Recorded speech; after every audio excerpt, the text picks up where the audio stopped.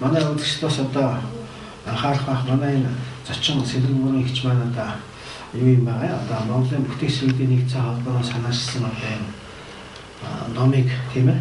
Тэгээд мөнх тэнгэрийн суурь гайхамшигт Монгол хүн гэж одоо энэ номыг одоо редакторлсан одоо энэ редактор байгаа.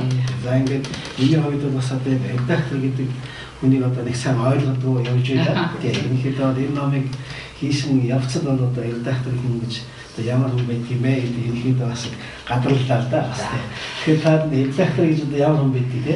Энэ талаар бас үзэгчтэй нэг таних. Зарим ч одоо мэдж байгаа да те. Гэхдээ бас над шиг одоо хүмүүс байж байгаа шүү дээ бас. Редактор гэдэг үгийг зүгээр мэргэжлийн талаас нь тайлбарлавал энэ бас нэг юм гарах бах зүгээр тэрээр би яг та одоо хэлж чадахгүй болохоор цэцэрхэд яг зүгээр редактор бол номыг ариутган шүүдэг хүн. Ариутган шүүн гэж монголоор бол бичдэг те ер нь голдоо. За зарим нь хянан тохиолдуулсан гэж тавьдаг те. Энэ бүх үгнүүд энэ редактор гэдэг хүний утгыг илэрхийлж байгаа юм. Редактор гэдэг бол угаасаа Европ, Оросоос манад орж ирсэн үг. Тэгээ голдоо хэрэглээнд хэвээрээ явж ирнэ л да. Гэхдээ миний бодлоор бол энэ одоо асар их олон ном редакторлаа. За тэгээд энэ редактор дотроо бас яг хөдөлмөрлөж байгаа, хийж байгаагаасаа болоод бас би 2-3 янз байх ёстой болоо да гэж өөрөө туршлагаасаа мэдэрсэн. Яг бол зөвхөн одоо техник редактор хийдэг хүмүүс байна. Одоо үсгийн алдааг л засаж өгдөг тийм энэ хэвлэл редакторуудад ажиллаж байна. Ингээд одоо хүмүүсүүдийн хийсэн номыг ингээд нүүр буугаад гараад ирэтэл үсгийн алдаануудыг одоо янзлал тэгээд редактор гэж тавьдаг. Түүнээс гадна одоо орчуулагчдын бүтээлийг за том орчуулагчид мэдээж монгол хэлээр сайн мэддэг болол орчуулж байгаа. За би тэ алтан үеийн орчуулсан 23 номд би редактор хийж өгч ирсэн. Тэгэхээр тэр хүмүүс бол өөрсдийгөө одоо юм мэддэг чаддаг гэд хийсэн боловч заавал редакторт ханддаг байгаа юм. Тэгэхээр энэ бол их хэрэгтэй юм байна гэж ингэж ойлгож байгаа. Тэгэхээр орчуулгын бүтээлийг редакторлна гэдэг монгол хэлээр ер нь нэлээд дээгүүр хэмжээнд мэддэг одоо үгийг ер нь би бол редактор хийх их дуртай. Яа тэгэхээр редактор хийж байгаа хүн үгээр тоглолдог байхгүй. Үг гэдэг юм их гоё. Тэгэхээр одоо нэг тийм модон хэлээр бичээд орчуулад гараад ирсэн зүйлүүд байдаг л да. Түүнийг яаж амьд болгох вэ гэхэд тэн дээр заавал редактор хүн энэ хүний эрхийг би зөрчихгүй, зохиогчийн эрхийг зөрчихгүй, орчуулж эрхийг зөрчихгүй би энийг өөрчлөх эрхгүй гэдэг ингээд тэр чигээр нэг модон хэлтэй юм гаргаж би л чаддгүй. Энэ дээр бол хууль эрх зүйн ямар зохицуулт байдгийг бол би ерөөсөө мөрдөгчгүй. Гэхдээ үүнийг сайхан монгол хэлээр болгоё. За энэ албаны хэлээр байх ёстой болвол ингэж найруулъя гэж. Найруулгын редакторыг одоо би хийдэг байна. Тэгэхээр одоо орчуулгын бүтээл дээр бол найруулгыг хийж байна. За техник редактор тэр алдаа онооны зүйлүүдийг хийж байна. За яг тэр дээрээс нь ийм одоо бүтээл энэ хүн надаар редакторлуулж байгаа гэтэл энэ ийм л нэг доголдолтой байна. Ийм л юм дутаад байна. Ингэчих юм бол энэ бас их сайхан болмоор байна гэж ингэж одоо боддог. Би тийм учраас бас өөрийн зүгээс одоо зохиогчд юм уу орчуулагчд хэлээд эн чинь ийм байх юм биш үү? Ийм байвал зүйтэй байна. Ингэвэл одоо хүнд их сайхан бууж байна. Монгол ахуй дээр зохиод байна. Ийм байна. Одоо ингээ гэд эсвэл зохиолч хүн байх юм бол эн чинь дутаад байна гэд би ер нь өнгө төрхийн бол нэлээл өөрчилж өгдөг. Тэгээд надаар редакторсон хүмүүс их дуртай байдаг шүү дээ. Зарим талаар бол би нэрээ тавьдгүй яа гэвэл явтай бас тийм шаардлага байна. Заавал юм болгон дээр би нэрээ тавьдаг алдгүй. Одоо тийм редактор төрөсөн одоо зарим одоо хүмүүс томоохон хүмүүсүүдийн янз бүрийн бүтээлүүдээр бол миний бас редактор гэсэн нэр байхгүй. За Библийн их олон номнуудыг би бас редакторлж ирсэн. Яг нь Библийг бол уран зохиолч ч юм уу, үлгэр шиг ч юм уу одоо бичгийн нэг их сайхан хэлээр Монгол дээр ч юм уу аль ч хэлээр бол нэг их тэгж буулгаад байдгүй. Библийг орчуулдаг өөрийнх нь шаардлага бол ялангуяа одоо хуучин гэрээч гэдэг юм уу одоо тэр янз бүрийн притч тийм зүйлүүдийг орчуулж байгаа нөхцөлдөө одоо 8 настай хүүхэд 80 настай өвгөн, за 20 настай хүүхдтэй эмэгтэй энэ 3 хүн зэрэг уншихад одоо ижил төвшөнд утгаа хүлээж авч байхаар ийм хэмжээнд хийх хэрэгтэй байдаг. Тэгээд энэ дээр бол яс олон номыг бас редакторсон. Тэгээд зарим хүмүүсүүд бол яг хуурай үзэж авч байна. Байна уу? За гэдэг Раминдүргийг За сайн. маш гоё номнууд байна. Тэгээд энэ номнуудыг хаанаас судалж авчлах вэ?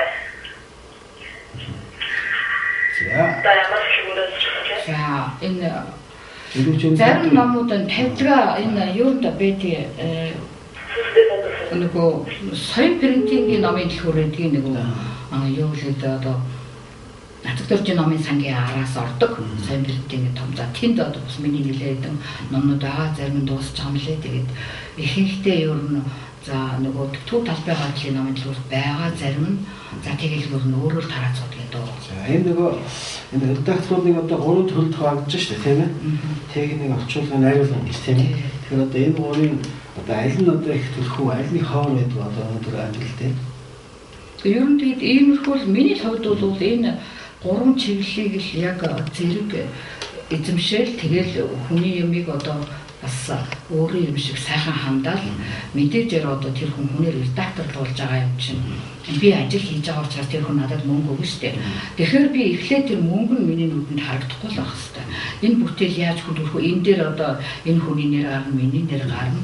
Энэ тэгэхээр яах вэ гэж би бас их нэрээ хийчээд гэлтэй. Энэ бол одоо гурван чанарыг гурвангийн шингээх. Ерөөсө гурвангийн шингээж байж л тэр бүтээлийг бас нэлээд гайгүй төвшөнд болгож уншигчдад хүртэх ёстой л гэж би боддог. Тэр тал дээр бол өөрөө бас нэлээд суралцдаг. За ингээд бид одоо манай холбоо бүтээгч нэгдсэн холбоо маань одоо энэ өнгөрсөн 3-4 жилийн хугацаанд одоо энэ 500 гаруй хүнээс судалгаа авсан байгаа л да юм тий. Тавс мэдж байгаа тий. Тэгээд бид одоо анхдагч нарыг одоо судалж одоо энэ анхны одоо 108 хүнээр одоо энэ анхдагч нарын ном анхныхаа 1-р бойтыг гаргасан байгаа. За одоо энэ номынхаа нээлтийг энэ 2 сарын 17-нд Чингис Зочдод бид хийсэн. За тэгээд нийт 108 хүндээ тарааж ирсэн байгаа тийм үү? Тэгэхээр за ингээд манай энэ номд орсон одоо хүмүүс маань гэсэн бас тэгээд үзэж магадгүй тийм болохоор одоо энэ манай редактор маань тэгээд одоо хүн болгон дээр ажилласан тийм ээ? Хүн болгоны материалыг үзсэн, уншсан. Энд бас хэлэх юм байна. Тийм ээ? Тэгээд одоо манай номд орсон одоо юу зохиогч тийм үү тийм зочид маань тийм зочид тийм номон басан зочид маань гол баатрууд тийм баатрууд ямар сэтгэлтэй бол тийм бас одоо сүнжиж байгаа хүн бай бас хаваалцаарай гэж бас хүсэж байна. За ерөнхийдөө миний хувьд бол одоо хэлэхэд энэ редактор гэдэг үгийг одоо энэ номыг уншиж би одоо ойлгосон. Редактор гэж одоо үнэхээр энэ аюулгүй редактор гэдэг бол хамгийн чухал одоо юм редактор байд юм байна. Одоо маш сайхан юмыг заасдаг, өдөн татдаг одоо ийм сайхан хүмүүс байдаг юм байна гэж одоо ойлгож авсан байгаа. За ингээд энэ ч утгаараа одоо бас сэдвүүн хичээл одоо тайлбар болох гэж зориуд одоо за би ч өөр тайлбарлах дуртай байна. Яг үгүй бас нэгдүгээрт энэ их сайхан ном л да энэ Монголын бүтээгч зэрэглэлийн нийгэмлэг энэ Цай Уянбаатар манай нэг жаргал тэргүүнтэй энэ байгууллага бол бас маш их том буянтай үйлсийг сэтсэн байгаа юм. За одоо яг гэхдээ зэрэг одоо зүгээр одоо бид нар шиг юм зохиолчд хүний тухайд бас бичиж явах нэг хэрэг. Гэтэл энэ дээр бүтээгч иргэд гэдэг нэрийн доор тэр Монголд юм бүтээгч гэсэн тэр их оюунлаг тэр шинийг сэдэж санаачилсан за тэр нь үйлдвэрлэлд юм уу одоо шинжлэх ухааны ч юм уу аль нэгэн салбарт нэвтрээд аль хэдийн одоо Монгол улсын хөгжлийг урагшлуулчихсан одоо эдийн засаг тодорхой үр ашгаа өгчихсөн за зарим нь бол хэдэн 10 жилийн туршид одоо тэрнийг орлуулчихаар тийм дахиж тийм бүтээл одоо төрөөгүй гарч ирээгүй байгаа бүтэл ийм одоо их бүтээлтэй олон мянган хүмүүсүүд бүр Монголд одоо байдаг юм байдгийн байна. За бас энэ номыг хийж явах явцад би бас энэ ялгааг мэдэрлээ. Уг нь бол бас мэддэггүй л байж тэгээд энэ өнөөдрийн энэ бүтээж байгаа энэ оюунлаг энэ бүтээгч иргэд бол ирээдүйг бүтээдэг гэж одоо манай бүтээгч иргэдийн холбооныхан хэлтгэлтэй. Тэр энэ үгийг би бас эхлээд ойлгохгүй байсан чинь одоо ингээд нягтлаад бодоод үзвэл одоо өнөөдөр бид нар ирээдүйгөө бүтээдэг байх юм. Өнөөдөр оновчтой хүний төлөө улс орны хөдлөө юу хийсэн бэ? Тэр бүхэн л одоо маргаашийг авчирч байна. Тэгээ энэ номон дээр одоо бэлэгдлийн чанартай одоо тэр олон хүнээс шилээл 108 хүнийг оруулсан байгаа. Тэгээд жишээлбэл одоо ингээд Монгол улсын ерөнхийлөгч анхны одоо учир утгаас эхлээл за анхны одоо Монгол улсын сансрын нисгэгч одоо гүр аригчаар дараалал тэгээд цаашаага одоо аль тэртээ 50 жилийн өмнө одоо Монгол улсын гурилын үйлдвэрт одоо маш их бэрхшээлтэй хадуу гар хөдөлмөртэй байсныг хөнгөвчлсөн Даштова гэдэг инженерийн бүтээлүүд өнөөдөр хүртэл хэрэглэгдэж байгаа. Одоо тэр янз бүрийн механизмууд, гурил ачхан, налуу тавцан оруулахгүй тэрийг бол өнөөдөр 50 жил өнгөрчөөд байхад одоо тэр хүний Даштова инженерийн санаачлагыг бол орлуулад гаргаад ирсэн тийм зүйл одоо байхгүй л хэрэглэгдэж байна. Энэ бол хичнээн их мөнгө хэмнэж, хичнээн их хөдөлмөр хэмнэж одоо эдийн засгийн ямар их үр ашиг өгсөн байгааг бол тооцоод баршгүй. Тэгээд энэ дээр бол ийм сайхан хүмүүсүүдийг орсонд нь одоо энэ номыг бас хүндэж үзэж байна. Тэгээд энэ ном бол ерөөсөө ангадагч ном, өөрөө ангадагч. Ангадагчдын тухай одоо хүмүүс ярьдаг, за өнгөрсөн жил ангадагч хамгийн гэх юм уу одоо тийм зүйлүүдийг за манайхан шилдэг гэж их ярих дуртай ийм хүмүүсүүдийг шалгаруулаад байгаа гэж энэ бол төр зур юм. Яг ангадагчдыгаа энэ бүтээгч иргэд оюунлаг иргэдээ бүртгээд одоо сайхан ялган заарлаад хинийн юу хийгээд байгаа юм, хиний хийсэн бүтээлээр хиний хоолоо олж идэж байгаа юм гэдгийг хүртэл одоо ялган